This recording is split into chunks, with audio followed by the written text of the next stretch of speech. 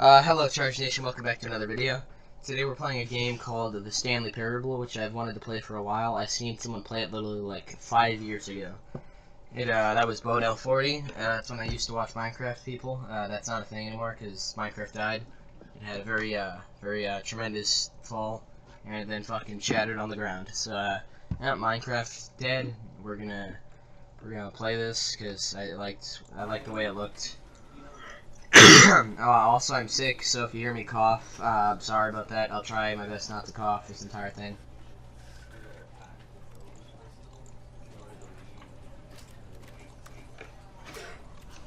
Okay, back.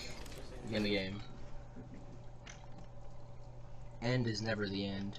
End is never the end. End is never the end. Well, I just wanted to play this game. It was really cool. I forgot most of, like, everything about it. It was a really interesting and, like, well-made game. Like, shout out to the developers. This was an amazing game. Or it still is, pretty sure. I don't remember. Let's find out.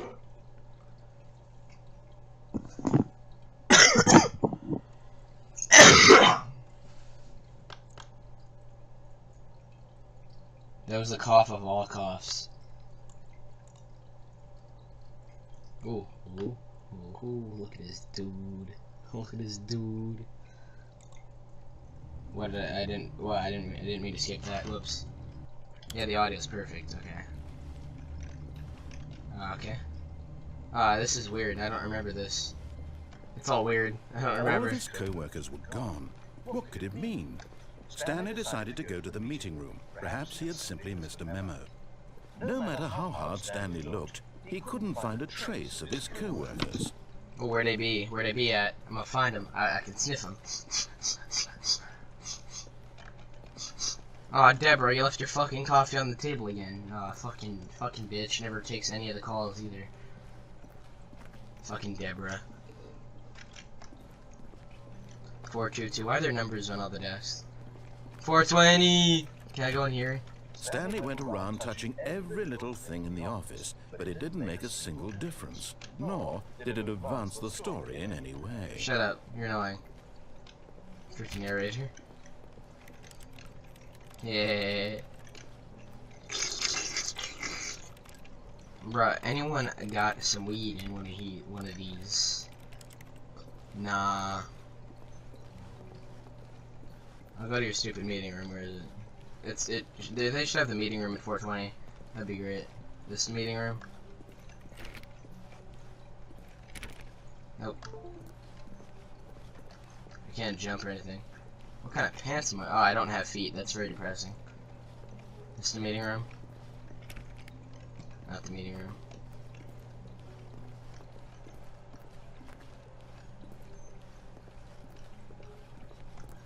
When Stanley came to a set of 2 open doors, he entered the door on his left. I'm gonna enter the door on my right.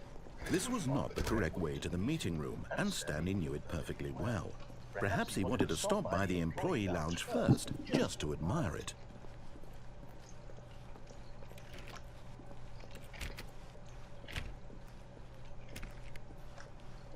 Ah, yes. Yes, truly a room worth admiring. It had really been worth the detour after all, just to spend a few moments here in this immaculate, beautifully constructed room. Why does Stanley simply stood here, drinking it all in. No, I don't have a drink actually. Why does everything I touch sound like a keyboard? I feel like the developers just like slammed their face on their keyboard. And we're like, yeah, that's the sound for everything. Yes, really, really worth it being here in the room. A room so utterly captivating that even though all your co-workers have mysteriously vanished, here you sit looking at these chairs and some paintings. No fucking way. Why does this chair make keyboard sounds? Oh, okay, that's fucking weird. But eager to get back to business, Stanley took the first open door on his left. Nah, probably not.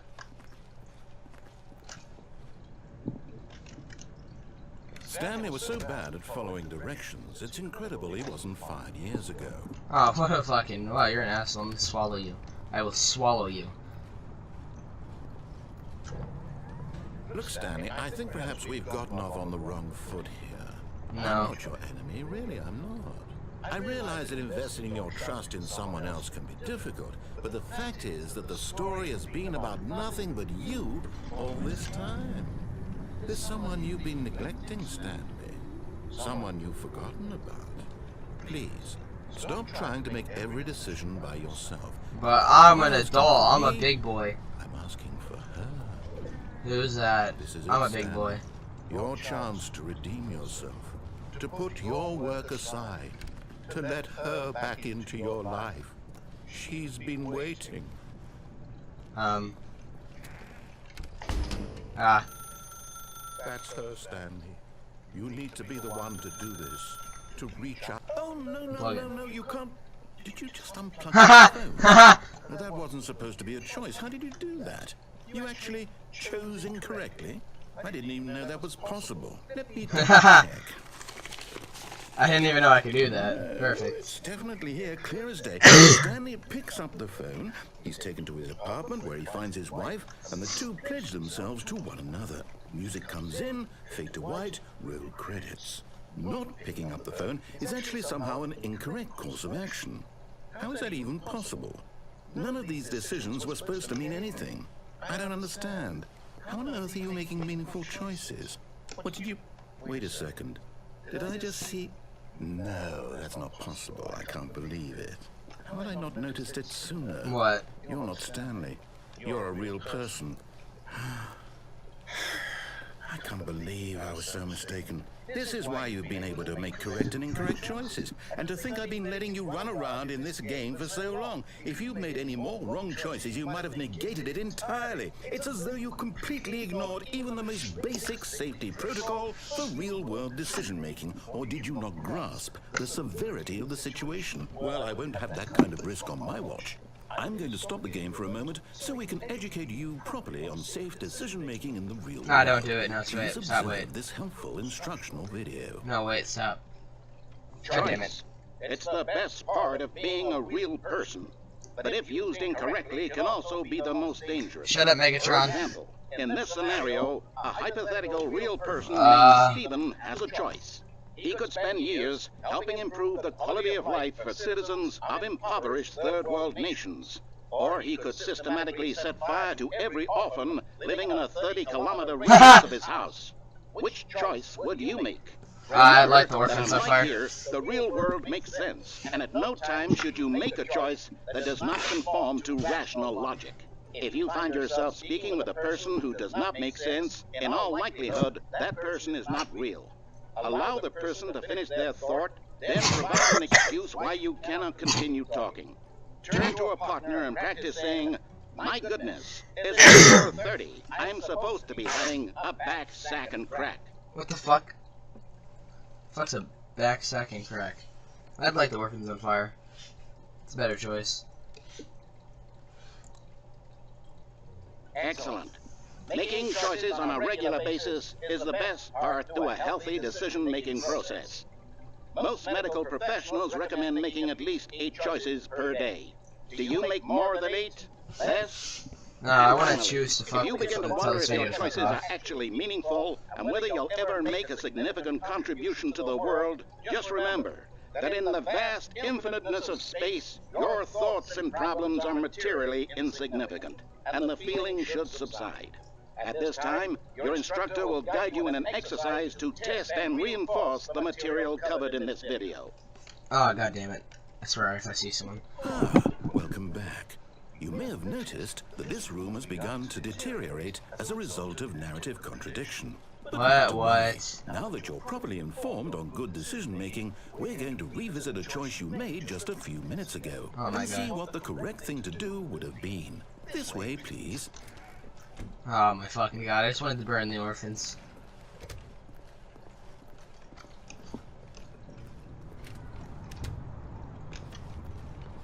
Damn it. Sorry it's hacking. Now that we know your choices are meaningful, we can't have you jumping off the platform and dying. Imagine the main character dying senselessly halfway through the story. That story would make no sense at all. We just need to get you home as soon as possible before the narrative contradiction gets any worse. Unfortunately, it seems this place is not well equipped to deal with reality. This game, actually, you can make different choices and there are different stories, so what we're going to be doing a couple of those.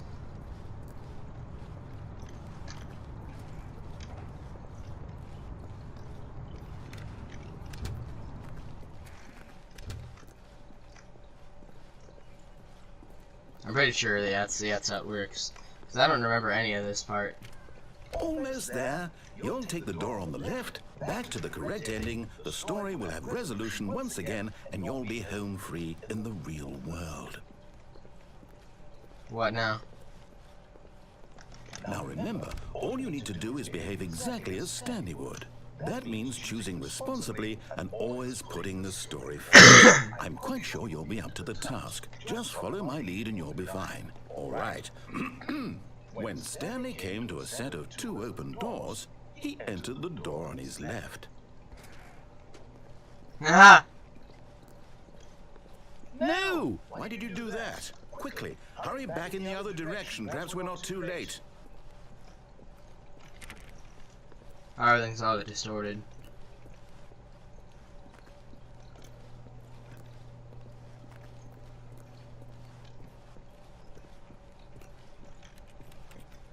Painting is a keyboard. Keyboard. Keyboard. Keyboard.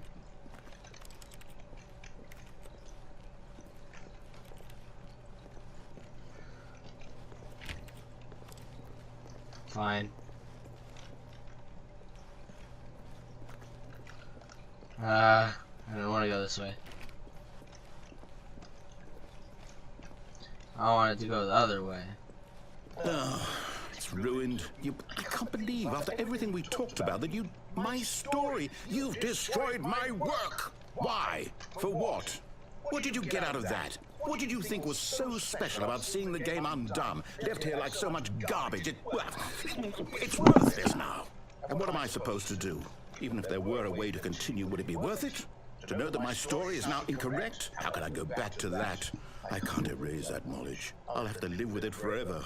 Reliving its impossibility forever. I couldn't live that way. Is it better to shut the game down entirely? To willingly destroy all of my work? I don't know. What's the answer? What do I do? What do I do? What do I... No, I have to. I have to shut the game down. I have to. I have to. Vibrating.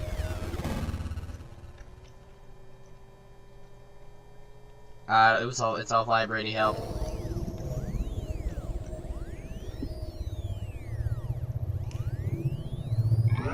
Oh, I'm here. I'm still here. Here in this pile of rubbish. With you. You, who thought you were so clever. Yeah, I Now was. look where we are. My entire game is destroyed. It was the only thing in the world that was mine, and you've run it into the ground. Oh, what a loser. What, did you think that would be funny? Yeah. You just had to see? Didn't I impress upon you how important it was to be like Stanley? Who's that? He actually knows how to do what I tell him to. He understands that if I say to do something, there's a damn good reason for it. I'm not your bitch. That thought hadn't even occurred to you, had it? That there's a world outside of you? You're a child. No. Oh. I'm a... My story. If you'd just gone through the door on the left, you would have seen it. There was a whole underground facility. You would have destroyed it and been victorious. It would have been so perfect. I worked so hard on it. I tried so hard. Just behave exactly as Stanley would. That means choosing responsibly and always putting the story first. I'm quite sure you'll be up to the task. Just follow my lead and you'll be fine. All right. Yep. When Stanley came to a set of 2 open doors, he entered the door on his left. Okay, fine. Fine.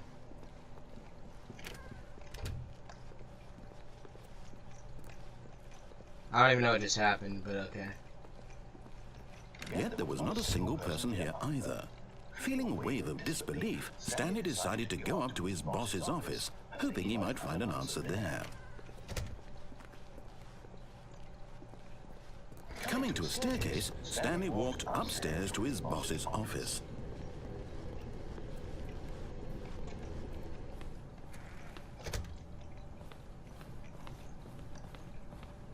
Stepping inside his manager's office, Stanley was once again stunned to discover not an indication of any human life. Shocked, unraveled, Stanley wondered in disbelief who orchestrated this, until he saw the door with a voice receiver next to it. Surely behind this door lay all the answers to his questions. And beyond all probability, he knew the passcode. He had seen it on his boss's computer just last week. Night Shark 115. Was this the code to open the door? Would it still work? There was only one way to find out.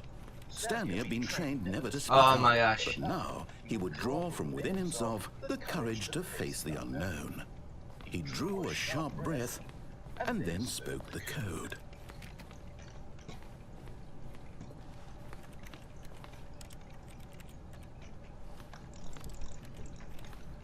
Night Shark 125. Stanley spoke the code. Night Shark 115. He spoke it into the receiver, right there on the wall. 9/11 Seeker fucking Ghostbusters. I'm sorry, is there a problem? You didn't mishear me, did you? Please speak the code into the receiver. Otherwise we can't get on with the story. This is a crucial step. You ugly lol. Bruh, be looking like my dick. Bruh. Okay, fine. You're not gonna do it. But you know what? It's pretty humiliating to bring you this far, only for you to suddenly decide you have better things to do. I asked you for this one single thing, for your respect. The kind of respect Stanley shows for his choices. He knows what it means to take a story seriously. If you didn't want to see what I had to show you, then why did you come here? You had a choice, you know. You could have gone through the door on the right. You could have done whatever the hell you wanted over there. Why did you come this way? Speak. Say something to me. Explain yourself, you coward. When Stanley came to a set of two open doors, he entered the door on his left. Stanley? Hello? Are you... Is everything okay? Stanley, please. I need you to make a choice. I need you to walk through the door. Are you listening to me? Can you hear me? That was okay. Is everything all right? Stanley, this is important. Okay, so that was the first ending. We're gonna do another ending in the next episode. So tune back in on the next episode, and we will do that. That's all for me.